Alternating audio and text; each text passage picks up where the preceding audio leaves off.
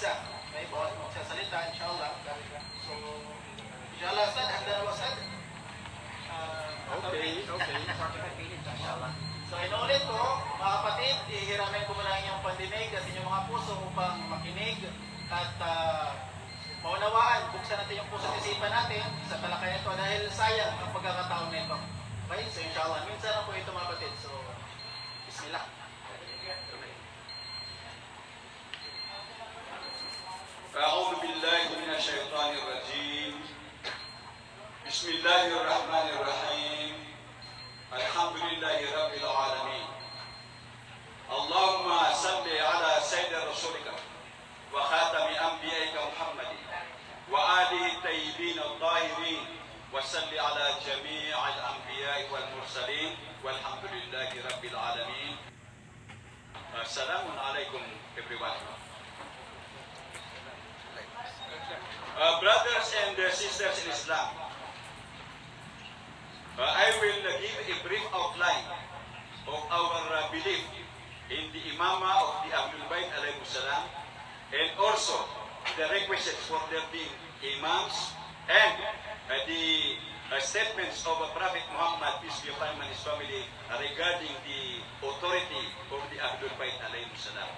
Then I will give the details of the Quranic verses and also the other Quranic verses that require the Muslims to believe that there are leaders after Prophet Muhammad, peace be upon him and his family, that must be believed and obeyed after Prophet Muhammad, peace be upon him and his family. Okay.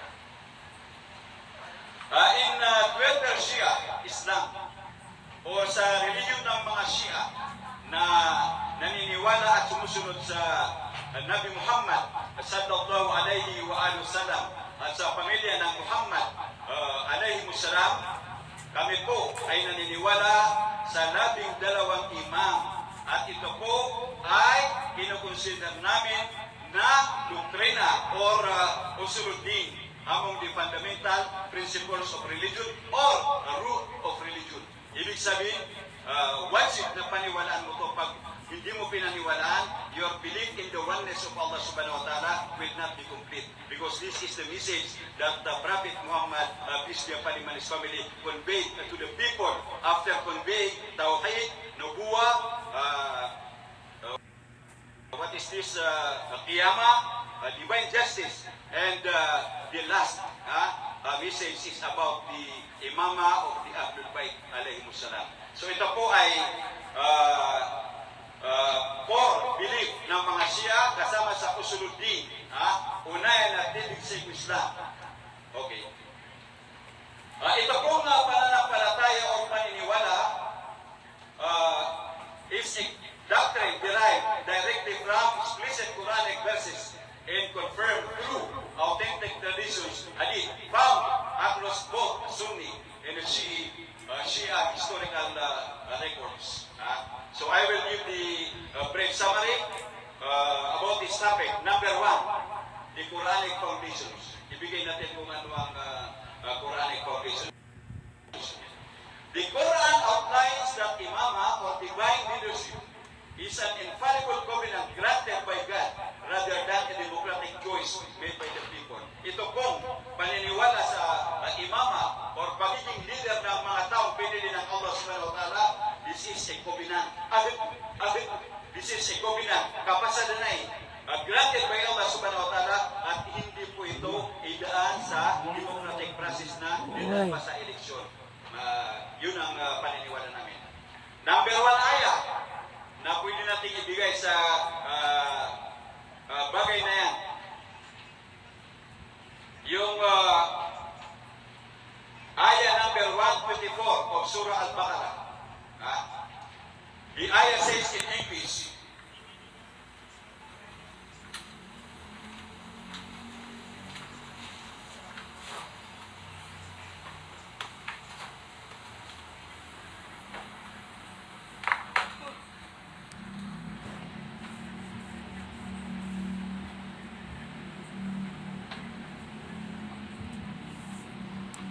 ang sabi ng Allah sa ayah number 124 of Surah Al-Baqarah, the Quran says, A'udhu billahi minash shaitanir rajim, Wa idibtala Ibrahim rabbuhu bi kalimatin fa atammahum. Qala inni ja'iluka lin-nasi imama. Qala wa min dhurriyyati. Qala la yanalu ahdud dhalimin. At banggitin mo nang si Abraham ay sinubukan ng kanyang Panginoon ng mga salita o kautusan at kanyang tinupad ang mga ito. Siya ang Allah ay nagsabi, katotohanan, ikaw ay aking gagawing isang imam, pinuno para sa mga tao. Siya, si Abraham ay nagsabi, at mula rin sa aking mga inapo, mga aking mga progeny. Ang Allah ay nagsabi, hindi kabilang sa aking kasumbuan ang mga mapaggawa ng kamalian. In English, and when his Lord tried Abraham with certain words, he fulfilled them. He said, surely I will make you an imam of men. Abraham said, and of my offspring. Allah said, my covenant does not include the unjust. He said. So, anong doktrina ang napapalaman sa ayan na yan? This verse establishes that imams are chosen by Allah, number one. Wa idibtala Ibrahim rabbuhu bi kalimatin fa atammahum. Qala inni ja'iluka lin-nas imama. This verse establishes that imams are chosen by Allah subhanahu wa ta'ala because God excludes any dalit, unjust, or mga taong gumagawa ng kamalian, lalo na yung pagsamba ng riboto. They are excluded from this position, which is a covenant from Allah subhanahu wa ta'ala. The imam must inherently be infallible, masum, throughout their entire life. Yan ang dapat ng imam. Pangalawa, na Quranic condition. Itong ayah na ang sabi ng Allah, ayah number 59 of surah An-Nisa. A'udhu billahi minasyaitanir rajim. Ya ayyuhalladzina amanu atii'u Allaha wa atii'ur rasul wa ulil amri minkum. Fa in tanaza'tum fi shay'in farudduhu ila Allahi war rasul in kuntum tu'minuna billahi wal yawmil akhir. Dzalika khair wa ahsanu ta'wila. Ayat number 59, surah An-Nisa. O kayong mga naniwala, sumunod kayo sa Allah at sumunod sa sugo na si Muhammad at sa mga namumunong kabilang sa inyo, mga ulil amr wa ulil amri minkum, bestowed with authority from amongst you, mga taong alipin ng Allah subhanahu wa ta'ala na binigyan ng authority na mag-lead sa religion na kasama rin sa mga Muslim. Ang pumili sa kanila, ang Allah subhanahu wa ta'ala, at kung kayo ay hindi magkasundo, hinggil sa anumang bagay, inyong isanggun ito sa Allah at sa kanyang sugo. Kung tunay nga na kayo ay naniniwala sa Allah at sa huling araw, yan ang pinakamabuting paraan at makahulugan bilang paliwanag. In English, ang sabi ng Allah subhanahu wa ta'ala, O you who have believed, obey Allah and obey the messenger and those in authority from amongst you. Yung mga binigyan ng authority, sinong nagbibigay ng authority? Ang Allah subhanahu wa ta'ala. Hindi pwedeng idaan sa election ang bagay na ito dahil ang nakataya dito ay ang religion ng Allah subhanahu wa ta'ala. So this is also a doctrine. God mandates absolute, unquestioning obedience to the order amr.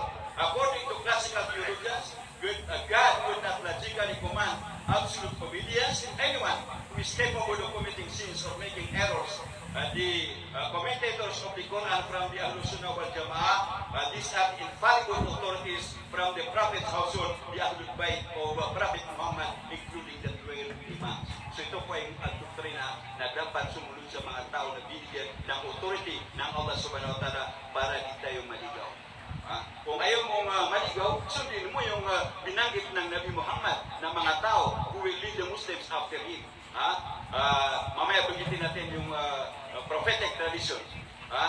Kung sino ang mga tao binanggit ng Nabi Muhammad sallallahu alaihi wa sallam. Actually, yung topic na to na ito bang paniniwala sa 12 infallible imams, ito ba ay mandated na doktrina na matutungayan sa Quran at saka Sunnah, kung tutusin, tatlong topic yan. Isang topic ng Quran, yung pagiging imam, then yung pagiging infallible, that is a requisite for imama, and yung number, it was the decision of Allah subhanahu wa ta'ala to put a number to the imams. Otherwise, kahit sino pa sasabihin na ako imam rin, dapat paniwalaan niyo. So tatlo yan na dapat natin explain mabuti para maintindihan ng mga tagapakinig natin dahil ito ay for the benefit of the viewers and for the benefit of myself. Dahil yung knowledge, habang ginagamit mo, ito po ay lumalawig, lumalaki, dumarami yung kaalaman mo. Pag hindi mo ginamit ang knowledge mo, yan ang difference ng knowledge at saka wealth. Yung knowledge, the more you use it, the more it increases. Yung wealth, pag ginamit mo, lalong naubos. So ganito. Number 3, yung pagdating sa purification.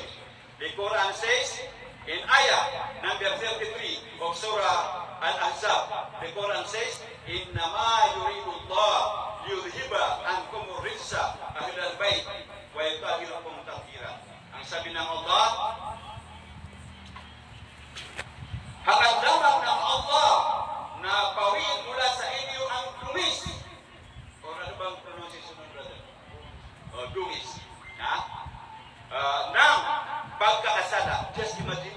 It is the divine desire to remove yung dungis, yung filth, yung dirt ng pagkakasala. Kanino? Na malalaman natin. Dapat natin paniwalaan.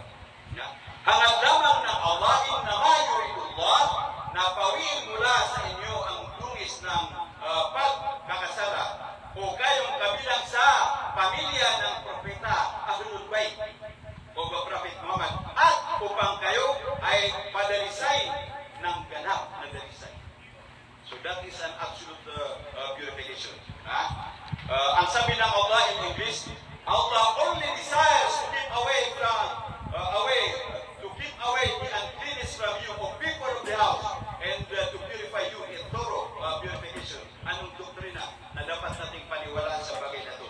This verse serves as the theological bedrock for the infallibility of the Ahlul Bayt alayhi salam, Fatima, Ali, Nabi Muhammad, and the progeny of Prophet Muhammad, peace be upon him and his family, through Imam Ali alayhi salam, and